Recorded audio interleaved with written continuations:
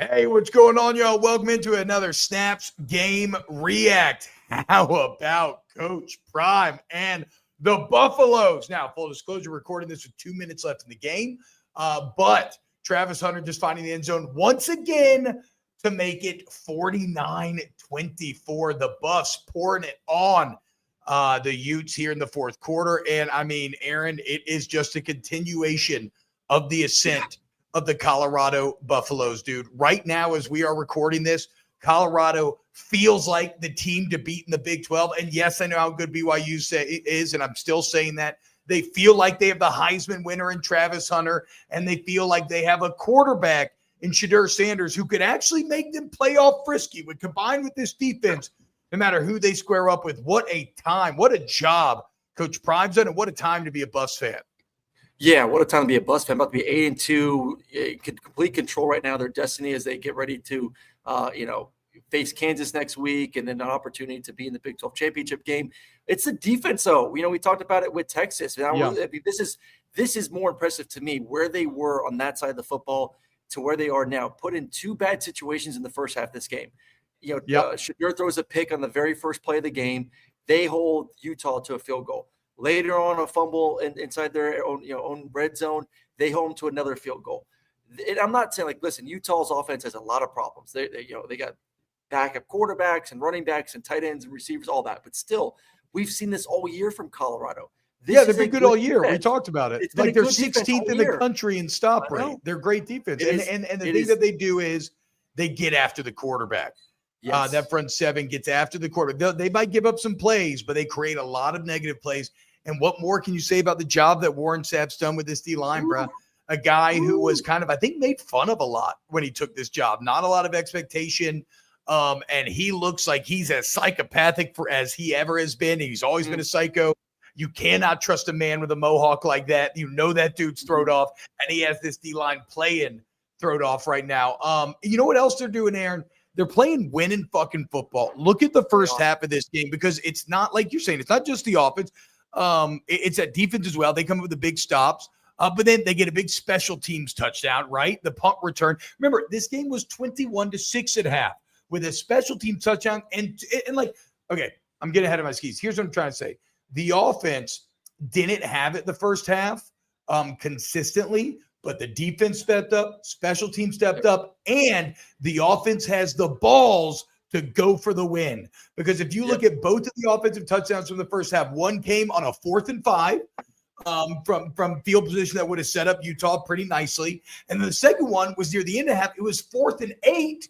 Shedeur throws it up with a man in his face. Travis Hunter between two defenders out-leaps him, makes one of the best catches you'll see all day long, and then they end up scoring again. So ballsy on offense, and then eventually the offense found the rhythm and just dominated. But when they didn't have it, they still found ways to score. The defense came up with the stops. Special teams scored. That is a complete football team. The Colorado Buffaloes are a complete football team this year. Complete football. I do worry about, and Joel Klatt talked about during the broadcast in the second quarter, like that lack of concentration at time we've seen from them, where they just kind of feel like, do they have that killer instinct and they can do it for 4 quarters? And that, to me, that question was answered from what we saw in the fourth quarter of, they have that mentality of, we're beating an opponent.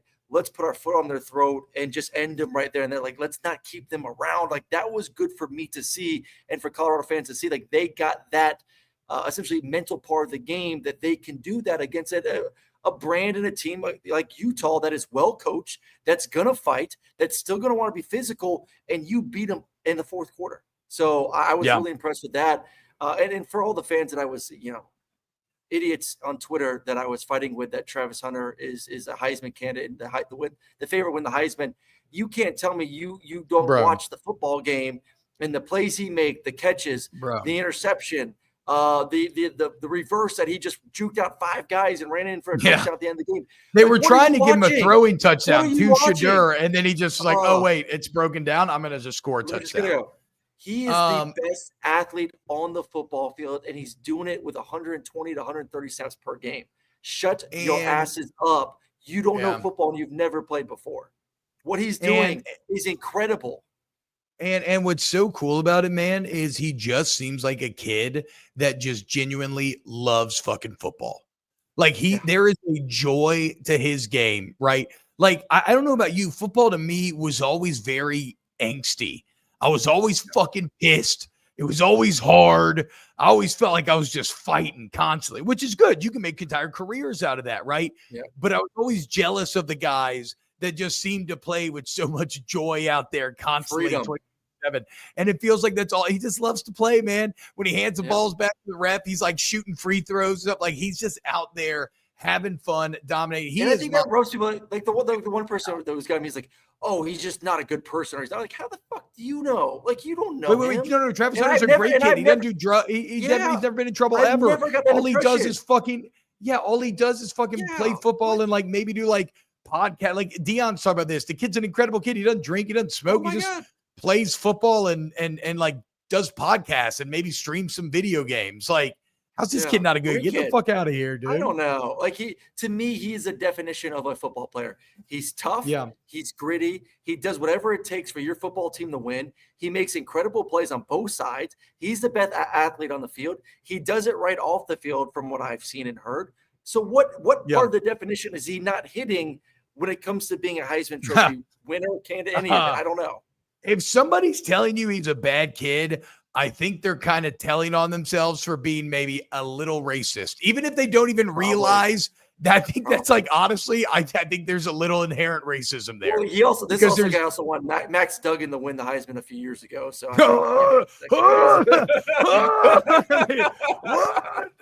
again, guys, sometimes your actions speak so loud I can't hear what you're telling me.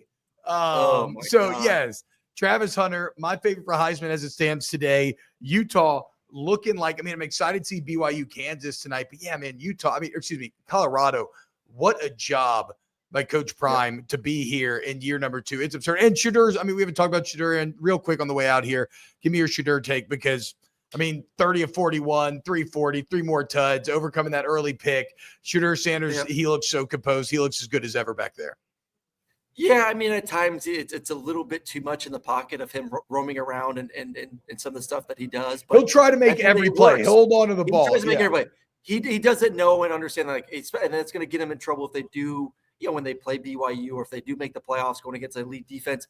You have to learn that sometimes the defense wins, and you get to take a hit off yourself, throw the ball away, don't put it in harm's way. So I think that's the confidence, cockiness level, which I think that allows them to play at such a high level of understanding not every play is going to work. Yeah. But that confidence, though, allows him to go out there and have the games that he had this afternoon versus Utah. So there you go, man. Shout out to the Buffaloes. Continue to be one of the more amazing stories in college football. 2 years ago, 1-11. I think the worst point differential in the entire country. Now, already in the top 25, just beat Utah for the first time in 8 years, 49-24. They did it in front of the home crowd. They're 7-2, 5-1 in conference. They are in the driver's seat to go to a Big 12 Big 12 championship and maybe make the playoff. Unfucking real. And we'll be here to break down all of it on Snaps. Like, subscribe, and we'll see you on the next video. Later, guys.